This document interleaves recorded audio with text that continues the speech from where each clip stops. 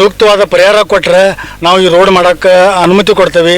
ಕೊಡಲಿಲ್ಲ ಅಂದರೆ ನಾವು ಹೆಣ್ಣು ಮಕ್ಕಳು ಸೇರಿಸಿ ನಮ್ಮ ಈ ಎಲ್ಲ ಈ ರೋಡ್ಗೆ ಹೋಗೋದು 14 ಜನ ಆಸ್ತಿನೂ ಎಲ್ಲರ ಸಾಮೂಹಿಕವಾಗಿ ಪ್ರಾಣತ್ಯಾಗವನ್ನು ಮಾಡೋಕ್ಕಾದ್ರೂ ನಾವು ಸಿದ್ಧವಾಗದೇವ್ರಿ ಅಂತೇಳಿ ಈ ಮೂಲಕವಾಗಿ ಈ ಮಾಧ್ಯಮದ ಮೂಲಕವಾಗಿ ನಾವು ತಿಳಿಸ್ತಾ ಇದ್ದೇವೆ ರೀ. ನಮಗೆ ನ್ಯಾಯ ಕೊಡಿಸ್ತಿರೋ, ನಮ್ಗೆ ನೀವು ಸಹ ಕೊಟ್ಟು ಕೊಲ್ತಿರೋ, ಈಗ ಈ ಸಂಬಂಧಪಟ್ಟ ಈ ಅಧಿಕಾರಿಗಳು ಏನು ಮಾಡ್ತಿರೋ ನಮಗೆ ನ್ಯಾಯ ಸಿಗೋವರೆಗೂ ನಾವು ಇನ್ನು ನಮ್ಮ ಹೋರಾಟ ನಾವು ಸಾವಿರಗೂ ನಾವು ಹೋರಾಟ ಮಾಡ್ತೇವೆ ಅಂತೇಳಿ ನಿಮ್ಮ ಮುಖಾಂತರ ಹೇಳ್ತೇವೆ ಸರ್. ಬಡವನು ನ್ಯಾಯವ ಕೇಳುವುದೇ ಅನ್ಯಾಯ.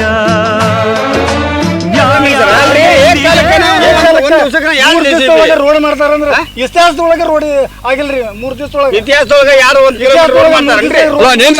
ಗಂಟೆ 11 ಗಂಟೆ ತನಕ ನಿಂತ್ಕೊಂಡು ಜೆಸಿಬಿ ಹಚ್ಚಿ ಮಾಡಿಸ್ತಾರ ಅಂತ ಇದ್ರ ಏನಿದ್ರಿ ಮಾಡಿಸ್ತಾರ ಸರ್. ದೊರಕದ ಜಾಣ್ಮೆಯ ತೋರುತ್ತ ಗೆಲುವ ಪಡೆದರೆ ಸತ್ಯ ಅಳುತ್ತಿದೆ. 24 ಗಂಟೆ ಒಳಗೆ ರೋಡ್ ಮಾಡಿ ಮುಗಿಸ್ತಾರಂದ್ರೆ ಇದರ ದಬ್ಬಾಳಿಕೆ ಅಂತೀರ ಅಲ್ರಿ. ಉಳಿದೆಲ್ಲ ಹೋಗ್ಲಿ, ಸಿವಿಲ್ ಕೋರ್ಟ್ನಾಗಿದ್ದಾಗ PSI ಬಂದು ಇದ್ರಾಗ ಎಂಟ್ರಿ ಹೆಂಗೆ ಆಗ್ತಾನ್ರಿ ಅದನ್ನ ಸ್ವಲ್ಪ ವಿಚಾರ ಮಾಡ್ರಿ. ಕಾಯಿದೆ ಎನ್ನುವರು, ಕೋರ್ಟಿದೆ ಎನ್ನುವರು, ವಾದವ ಮಾಡಿ ಗೆಲ್ಲಿಸಿದೆ ಎನ್ನುವರು.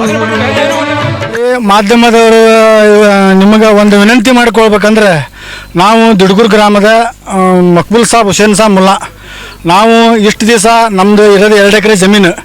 2 ಎಕರೆ ಜಮೀನೊಳಗೆ ನಮ್ಮ ಒಳಗೆ OTP ಕಾಲುವೆ ಮಾಡಿ ಅಲ್ಲಿ 10 ಗುಂಟೆ ಆಸ್ತಿ ಹೋಗೈತಿ ರೀ. ಇಲ್ಲೇ ಈಗ ಬಲಾತ್ಕಾರದಿಂದ ನಮ್ಗೆ ಸರ್ಕಾರದಿಂದ ಯಾವ ನೋಟಿಸ್ ಕೊಟ್ಟಿಲ್ಲ ರೀ, ತಹಸೀಲ್ದಾರಿಂದ ಯಾವ ಏನು ಬಂದಿಲ್ಲ, DC ಏನೂ ಬಂದಿಲ್ಲ, PWD ಏನೂ ಬಂದಿಲ್ಲ. ಏನೂ ಇಲ್ದಂಗೆ ಈ ದಬ್ಬಾಳಿಕೆ ಒಳಗೆ ನಮ್ಗೆ ಏನಾರ ಮಾತಾಡೋಕೆ ಹೋದ್ರೆ ನಮ್ಮ ಮ್ಯಾಗ ಹಲ್ಲೆ ಮಾಡೋ ಪ್ರಕರಣ ಮಾಡ್ಕೊಂಡು ನಮ್ಮ ಆಸ್ತಿ ಕಬಳಿಸ್ಕೊಳಕತ್ತಾರೆ. ನಮಗೆ ಸೂಕ್ತವಾದ ಪರಿಹಾರ ಇಲ್ಲ, ಸೂಕ್ತವಾದ ದಾಖಲೆಗಳು ಇಲ್ಲ. ನಮಗೆ ಈ ಪರಿಹಾರ ಕೊಳ್ಳಿ ಸೂಕ್ತವಾದ ಪರಿಹಾರ ಕೊಳ್ಳಿಲ್ಲ ಅಂದರೆ ನಾವು ಈ ರೋಡ್ನವ್ರು ನಾವು ಹೆಣ್ಣು ಮಕ್ಕಳು ಕೂಡ ನಾವು ಸಿದ್ಧ ಅದಾವಿ. ನಮಗೆ ಸೂಕ್ತವಾದ ಪರಿಹಾರ ಕೊಳ್ಳಿಲ್ಲ ಅಂದ್ರೆ ನಾವು ಆತ್ಮಹತ್ಯೆ ಮಾಡ್ಕೊಂತೇವೆ ಅಂತೇಳಿ ಈ ಎಲ್ಲ ಇದ್ರ ಮುಂದೆ ಮಾಧ್ಯಮದ ಒಂದು ಮನವಿ ಮಾಡ್ಕೊಂತ ಇದ್ದೀವಿ. ಮಾತಿನ ಮಲ್ಲರ ಬಾಟಕ್ಕೆ ಎಲ್ಲರ ಮನವೂ ಸೋತಿರೆ, ನಿಜವೂ ಸೊರಗಿರೆ.